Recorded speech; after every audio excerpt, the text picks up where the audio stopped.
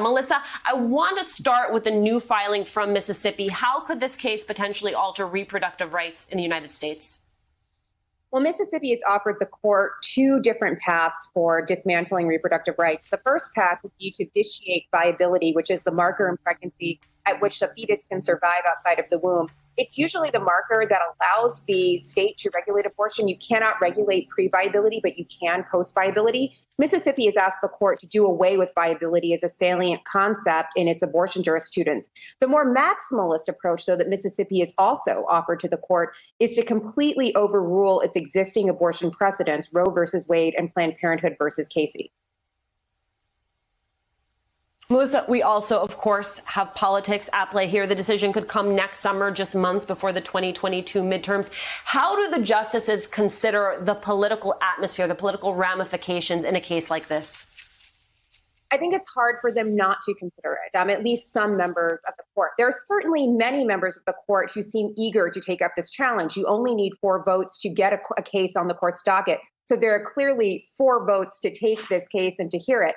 But we also know that Chief Justice John Roberts, who is the institutional steward of the court's reputation, would be very worried about potentially sending scores of American women to the ballot box with Roe versus Wade on their mind. So I think one of the things that we'll be seeing as this case progresses is whether the court has the appetite to overrule Roe and Casey in advance of that election, which will surely decide control of Congress, or instead to take the more minimalist approach, which would limit the use of viability, but would surely send reproductive rights in many of those red states into disarray.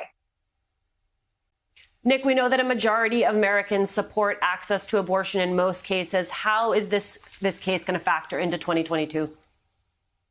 It's a really great question. I mean, so first of all, we have the Supreme Court. Well, actually, let me step back. So this is the culmination of years of organizing and work done by conservatives.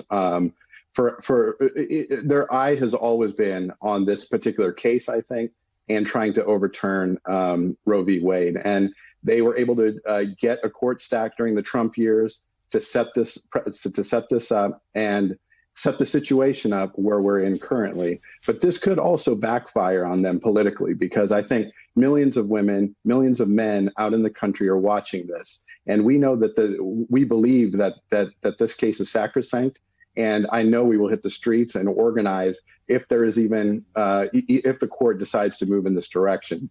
And we will be flooding the streets come election time to make sure that we get back what has traditionally been a very sacrosanct constitutional position. But Nick, you have to admit Republicans have successfully transformed the court. They have made it a key issue for voters. How do Democrats counter the success that they've had?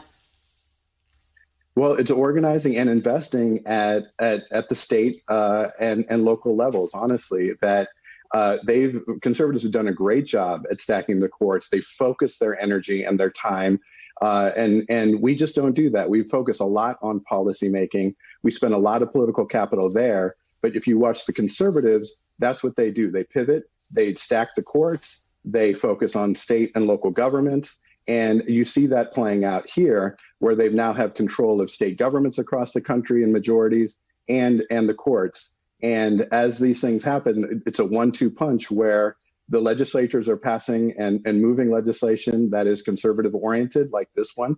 And then the courts are blessing it. And now that they have the Supreme Court, there's a real threat. And so Democrats need to wake up and actually take and follow some of the playbook of conservatives on this.